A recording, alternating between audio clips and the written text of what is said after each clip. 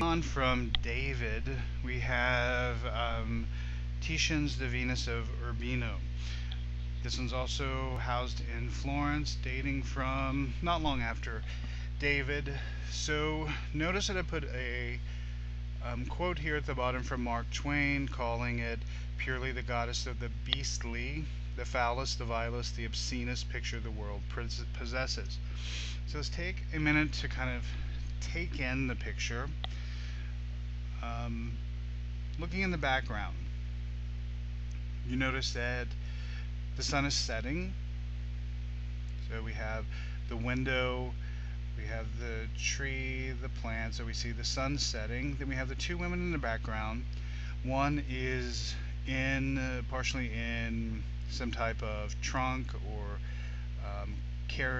crate, some type of suitcase almost looking. And another woman with a dress over her shoulder. So two people who are obviously going to be helping this woman. Then we get the dog curled up asleep on the bed. We have the woman in the bed. And what do we notice about her? First of all, hopefully you notice that she's looking at us. So if this were hanging on a wall, when you approach it, she is staring at you almost as if you were a voyeur. We see that her hair is done. She's carrying a bouquet of flowers in her hand, and her left hand is resting in the pubic region. So now looking at this as a whole, why would it be seen as offensive? We even have Mark Twain calling it the most obscene, the foulest, the vilest, the obscenest picture the world possesses. Why? And so we need to look at the history of this and kind of see what it's representing to start understanding why there was such a strong reaction to it. And we're also going to see another picture later, painting that is very similar. And we're going to see why it caused problems as well. So who is this woman? Who is the Venus of Urbino?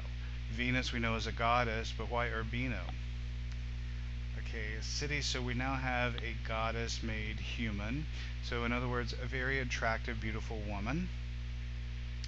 Why is she holding the bouquet? That would indicate marriage of some kind.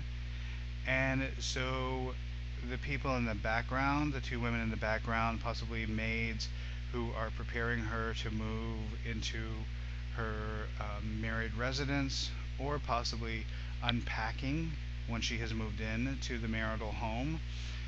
One of the things that is a little bit shocking about this is the woman is naked and the sun is still up. So again, getting prepared for the first night as a married couple, etc.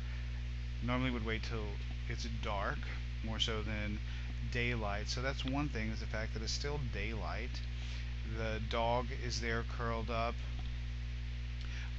So the dog being an image of loyalty, we see, and also the dog is not disturbed, so this is a really comfortable situation. Part of the issue that everyone has, not only, including Mark Twain, not only was just the fact that I've just said, the marital bedroom, daylight, her being ready to receive her husband, and instead she has us in the room looking at her. But it really is the position of the hand. That is a thing that has caused great consternation to some people who have seen this, because it is almost as if she's masturbating. We see her with her fingers almost twirling pubic hair, and so that was the issue that was really surrounding this. So going through the Miller test on this, does it appeal to the period interest? Somewhat. We could make an argument for that because of the position of her hand, the situation. And again, in a quiz example, this is what I would expect you to do, like I'm doing in each of these, going through the Miller test and then providing examples. So does this appeal to the period interest? If I want to say yes, I can say the position of her hand indicating masturbation would indicate period interest. Or I could say no, it does not, because looking at the picture as a whole, it is a married woman who is now waiting for her husband, and so just the fact that she's nude does not appeal to the period interest. So you can go either way on this. It's really the way you explain yourself and the examples that you bring forth from the actual painting or piece of art itself. Is it patently offensive? Well, if you just see a woman nude on a bed in her own bedroom, then possibly not. If you see it as being portrayed and meant to portray a woman masturbating in a public situation in front of her servants, then you can make the argument for. And is there redeeming value to this? Again, you would be able to say that as a great work of art. Titian is very well known as a great artist.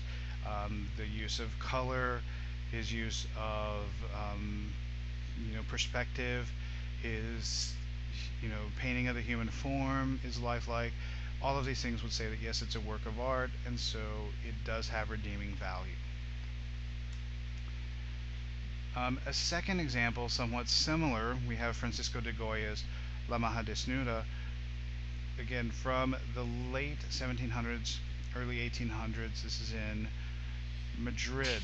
Notice that I tell you in 1959 the U.S. Post Office banned the mailing of a reproduction of this that was used to promote a movie. By having this, they said this was obscene. It could not be sent in the U.S. mail. So we now need to go.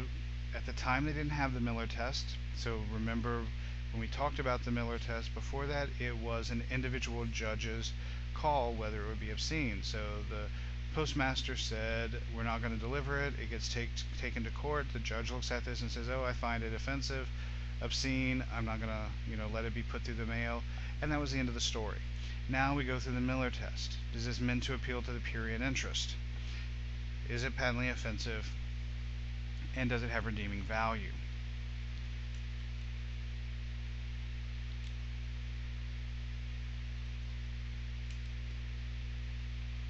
Does it appeal to the prurient interest? Is it patently offensive? And does it have redeeming value? So let's look first. Does it appeal to prurient interest? Is this a particular picture that is sexualized? We don't see the sexualization as we saw in the previous. The woman is not touching herself. She is just nude. She appears to be in a private room. But on the other hand, you could say that it is a sexually, it does appeal to the prurient interest because of her positioning, the fact that her hands are behind her head, the way that the body is positioned, that it is meant to sexually excite. Is it patently offensive? Again, it's a call for you to make and defend. Is nudity in and of itself offensive? Is the positioning of the body offensive? Is the time of day where she is offensive? Or is the fact that a woman can be nude in her own home not be offensive? And finally, does it lack redeeming value as a work of art? Here again we can make the argument that Goya, as a respected artist, his use of color, his use of tone, his use of perspective, his drawing of the woman, all of this would lead it to be seen as a valuable work of art.